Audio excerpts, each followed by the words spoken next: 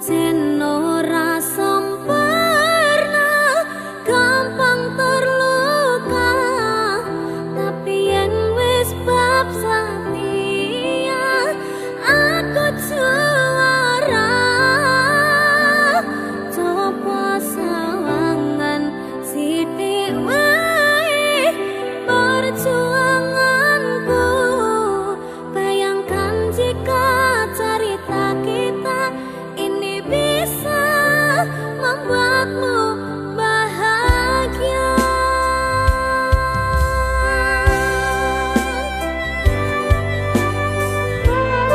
Roman.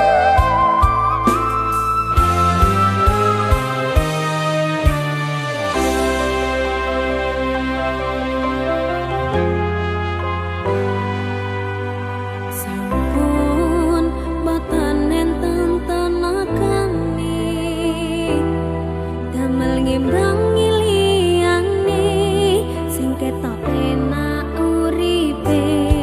Kadang kepitek klaran ngempet dadi tangisan, rodong panguripan bakal muter nanging mbuh kapan.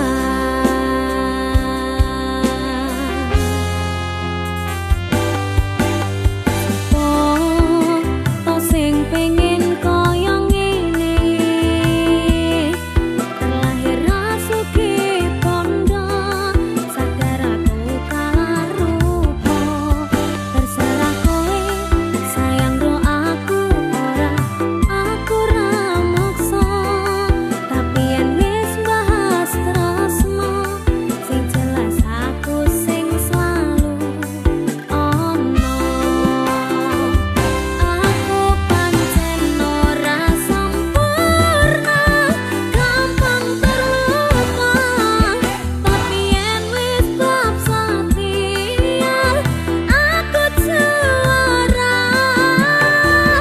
Coba sawangan sithik wae perjuanganku, bayangkan jika cerita kita ini bisa membuatmu bahagia. Pancen nasibku lahir dadi wong kiri, urip serba susah satirmu apa anane, pengen cinta-cintaan ben padha karo liyane, tapi sadar diri aku ora iso piye-piye. Gandeng kowe mbutuh kiraka, sedangkan aku iki wong waras, wis kalah rupa rasukih pondo, cintaku nikat taitan gedeni rasa. Aku pancen ora sempurna, gampang terluka, tapi yen wis bab setia aku juara. Coba sawangan sithik wae perjuanganku, bayangkan jika cerita kita ini bisa membuatmu bahagia. Mas Arga, Iya, Nduk. ropang. Ropangnya artinya apa? Ropangi pange iki enek artine. Apa? Pangapunten nek liyane niken mboten mawon. Alah, alah.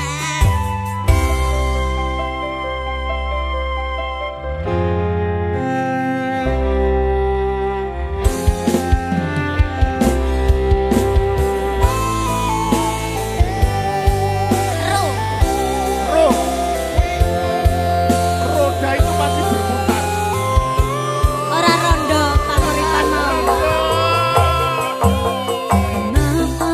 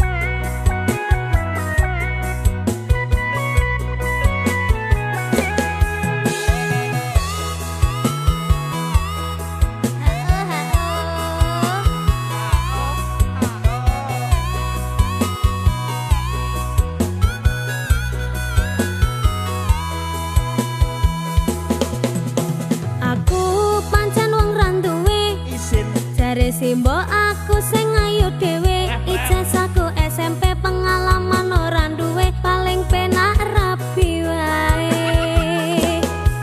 Aku rapi, aku kenal cowok, kenal cowok irunge rada sempok, setengah tua iki awak lagi bosok, raleh duwe saka Simbok, pengen nyambel renek Lombok. Kamu cakep bikin aku penasaran, oh ya kayak artis yang turun dari sedan. Aku pusing karena selalu mikirin, ku bawakan dukun dari Magetan, Magetan ora mempan. Kadukun Jombang ora mempan. Kadukun Ngawi saya edan. Aku bunuh diri mangan duren satu litek, menek power sak nyeploke, enek bocah ganteng dhewe gawerene tak rapine. Pertamanya aku nggak mengerti kenapa ditangkap Pak Polisi, digebukin setengah mati, disuruh ngakuin barang bukti.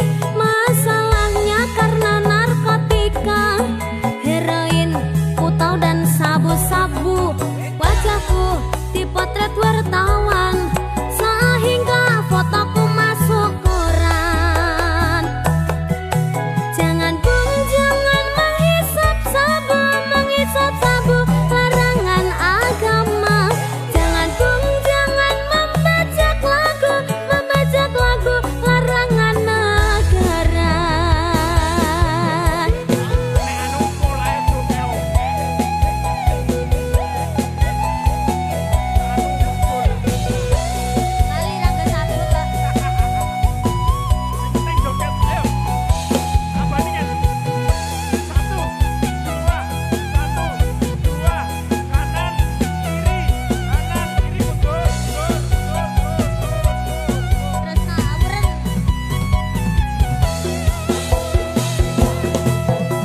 Aku pancen wong randuwe, jare Simbo aku sing ayu dhewe, ijazahku SMP pengalaman ora duwe, paling penak rapi wae. Aku rapi, aku kenal cowok irunge rada sempok, setengah tua iki awak lagi bosok, raleh duwe saka Simbok, pengen nyambel renek Lombok. Kamu cakep bikin aku penasaran, oh ya kayak artis yang turun dari sedan. Aku pusing karena selalu mikirin, ku bawakan dukun dari Magetan, Magetan ora mempan. Kadukun Jombang ora mempan. Kadukun Ngawi saya edan. Aku bunuh diri mangan duren satu litek, menek power sak nyeploke, enek bocah ganteng dhewe gawerene tak rapine. Pertamanya aku nggak mengerti kenapa ditangkap Pak Polisi, digebukin setengah mati, disuruh ngakuin barang bukti. Masalahnya karena narkotika, heroin, putau dan sabu-sabu. Wajahku dipotret wartawan sehingga fotoku masuk koran. Jangan bung, jangan menghisap sabu, larangan agama. Jangan bung, jangan membajak lagu, larangan negara.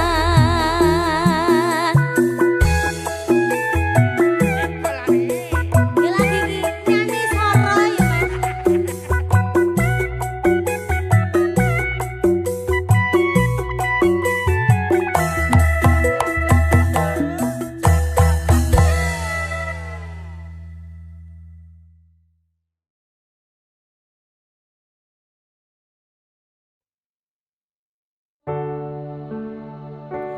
Duh sayang ngapuntene saestu, yen dereng saka nuruti apa karepmu, tapi ojo sumelang ana dina liyane bakal tak upaya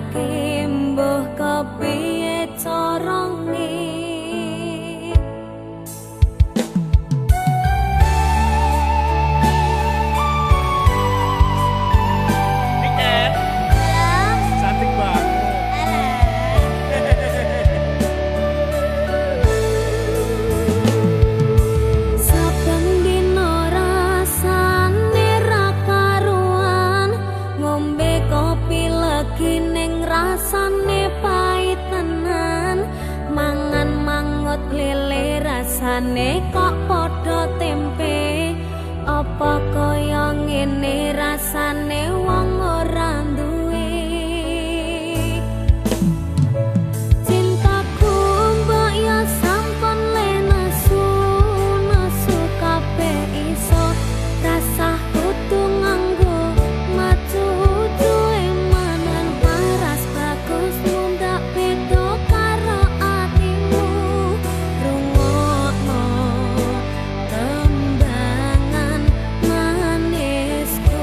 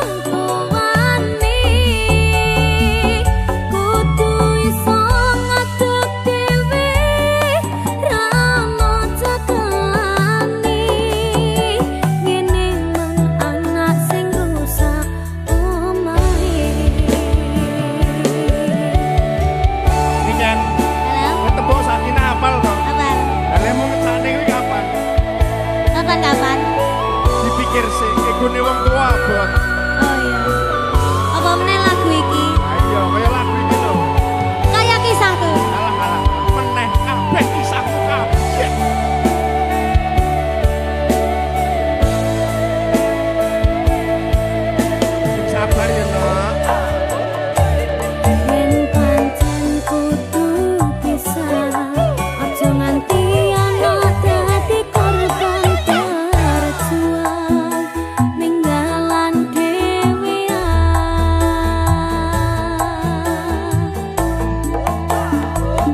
ora ana sing njaluk dilahirke nang keluarga sing kaya ngene tak tampa panane kabeh kahanane yen pancen ngene iki takdire kudu iso kuat dalungane marga ati sanggawang tuwane kudu iso ngadeg dhewe ra moco kelane ngene menana sing rusak omahe ora ana sing njaluk dilahirke nang keluarga sing kaya ngene tak tampa apa anane kabeh kahanane yen pancen ngene iki takdire kudu iso kuat galungane marga ati sanggawang tuwane kudu iso ngadeg dhewe ra moco kelane ngene anak sing rusak omahe ngene anak sing rusak omahe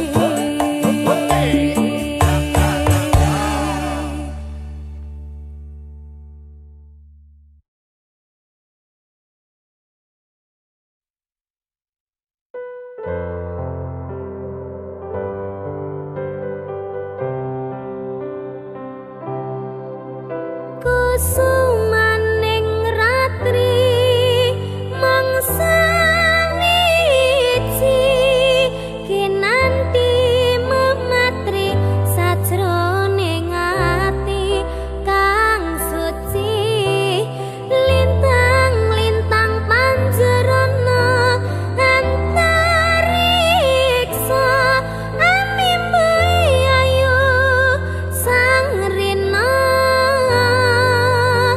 kusuma wijaya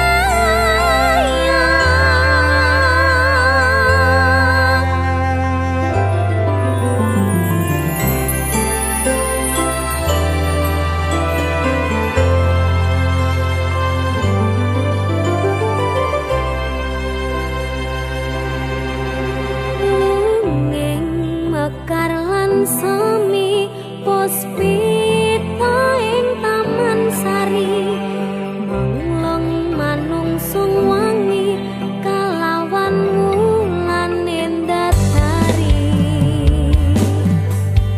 ngambarum sasmita sang kumbang wewayang ngrangsang pucuk sarining kambang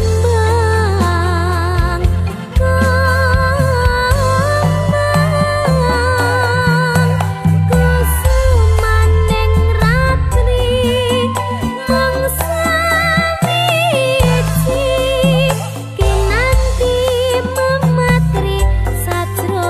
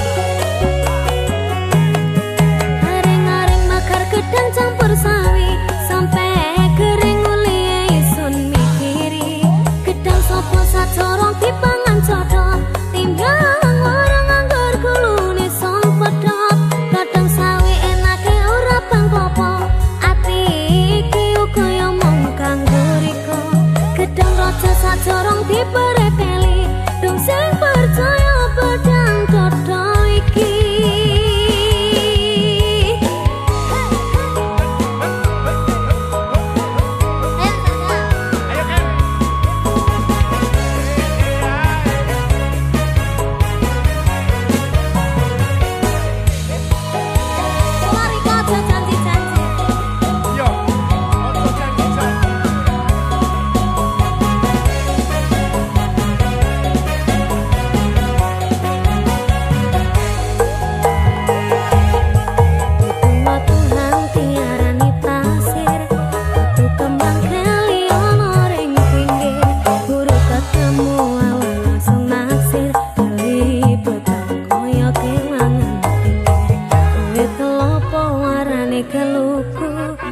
Sikariti para dadi pitu saben dina isun sing bisa turu temen riko ngomong sing kalaku.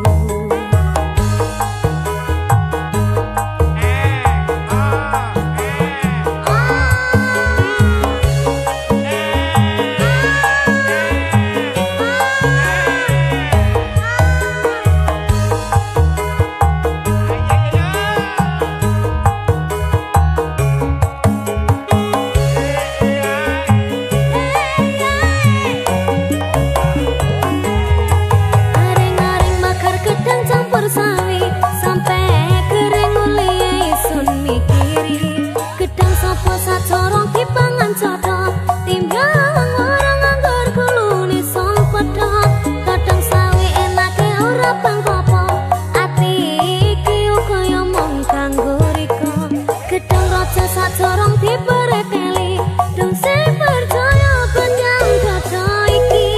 Aring-aring bakar gedang campur sari sampai kering uliye isun mikiri. Gedang sopo sacorong dipangan coto timbyang orang nganggur kulune sun pedot. Kadang sawi enake ora ben popo ati iki kaya mung kanggo riko. Gedang raja sacorong dipereteli dong sing percaya pedang dodo iki. Dong sing percaya pedang dodo iki. Dong sing percaya pedang dodo iki.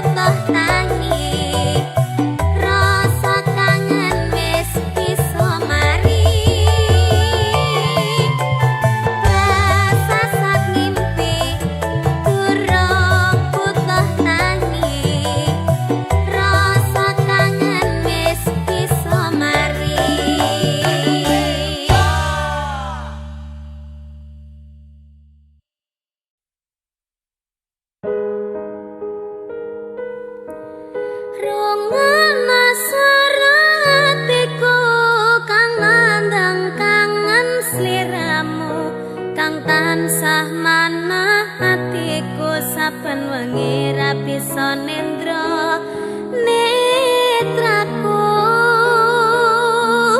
lewat liris swara angin tak titipke rasa kasmaran sedina kaya sawindu ngantu-antu nganteni tak kamu.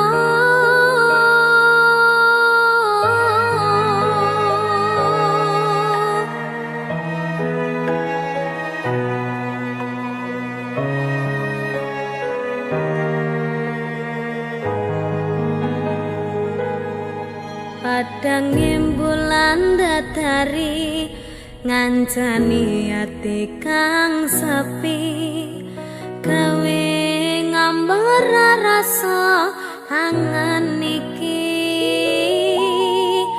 anganku iki tanda yakti tresna ing ati kaya bulan menehi padang ing wangi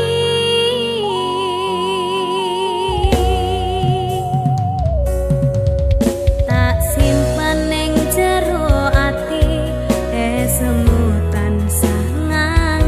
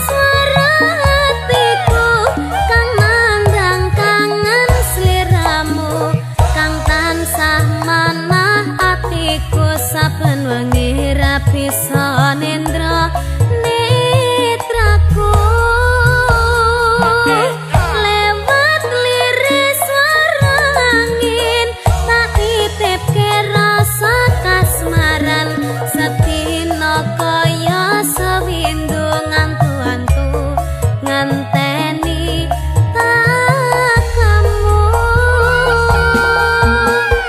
ngana seratiku kang mandang kangen sliramu kang tansah